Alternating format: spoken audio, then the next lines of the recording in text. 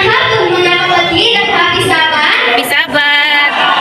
Ako po si Hazel Mantua at ang amin po pag-uusapan ngayong hapon ay tungkol sa karanasan ng kaligtasan. Bago po tayo magsimula, tayo po ay manalangin muna at pong ipikit ang ating mga mata. Panginoon at dakila sa lahat, nagpapasalamat po kami sa panahon na binigay niyo sa amin upang kami ay muling makarinig at makapag-aral ng inyong mga salita. Inadalangin po namin na samahan at gabayan po kami ng inyong banal na espiritu upang marami kami matutunan ngayong hapon. Patawarin po kami sa mga kasalanan na gawa namin. Ito po ang aming dalangin sa pangalan ng Jesus. Amen. Amen.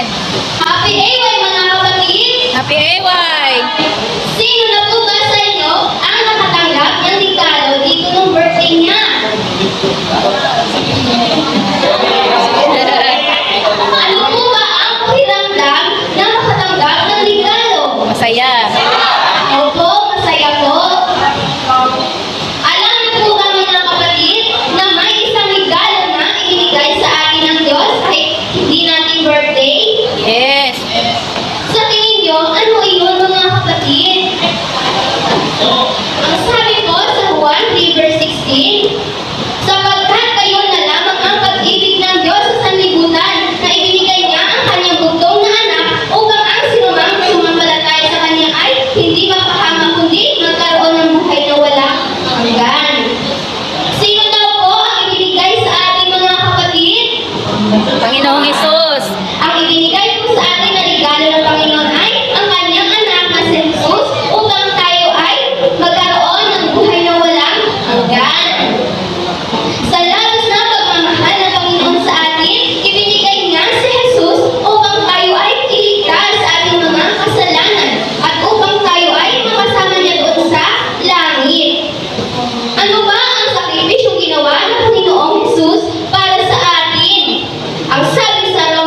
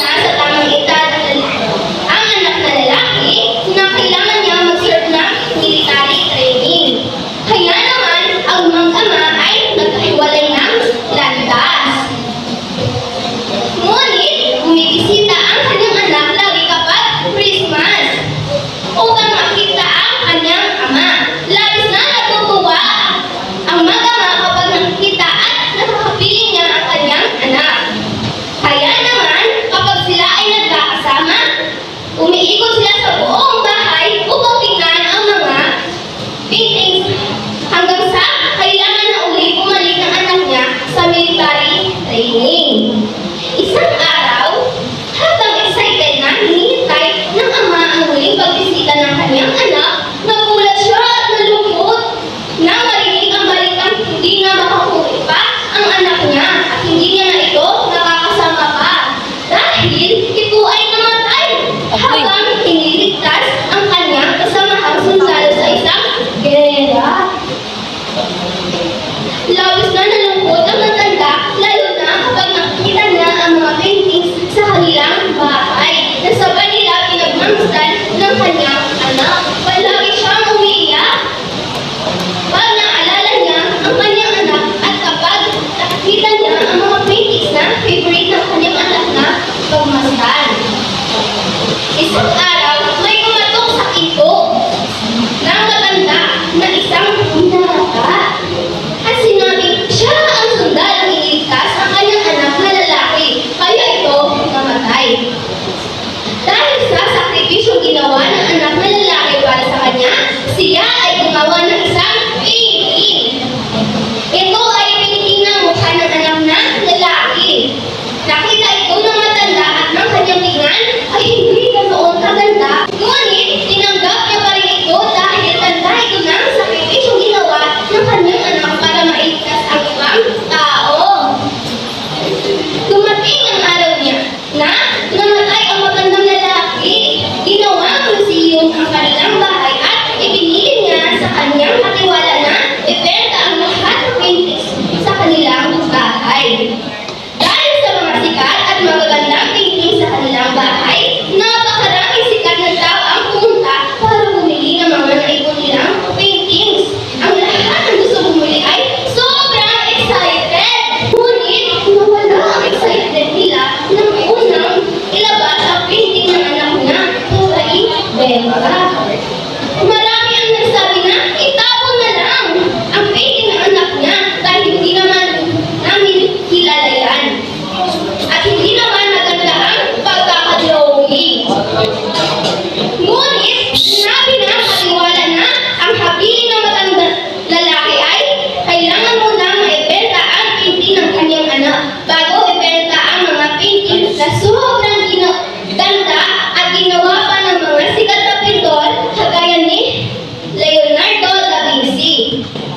Ngunit, walang gustong bumili ng painting ng anak na lalaki. Hanggang sa may isang matanda na nagsabi na 20 pesos lang ang pera niya. Okay na ba iyon para mabili ko ang painting? Nagtanong ang katiwala, kung may gusto ka ba bumili na iba na mas mataas sa 20 pesos. Pero, wala nang iba pa na tauhang bumili kaya naman sinirado na ang meeting at ang painting ng anak ay nabili sa halagang 20 pesos lang. Maya-maya, nag-announce ang katiwala na tapos na ang auction at ang lahat ng paintings ay hindi na binibenta pa. Nagulat ang mga tao at nagtanong kung ano ang nangyari. Samantala, hindi pa nabibenta at nailalabas ang ibang paintings. Nagsalita ang katiwala at ito ang sinabi. Nakalagay sa Last Will and Testament na may-ari na kung sino man ang tatanggap at bibili sa painting ng kanyang anak ay siyang makakatanggap din ng lahat ng paintings na nasa kanilang museum. Ano ang moral lesson ng aking kwento, mga kapatid? Papapasukin mo ba sa Jesus at tatanggapin sa buhay mo? Yes. Para pala matanggap natin ang lahat ng pagpala ng Panginoon, ang kanyang anak na si Jesus, upang matamasan natin ang tagumpay sa ating buhay. Kapag tinanggap natin si Jesus sa ating buhay, makakaranas tayo ng kapayapaan ng puso.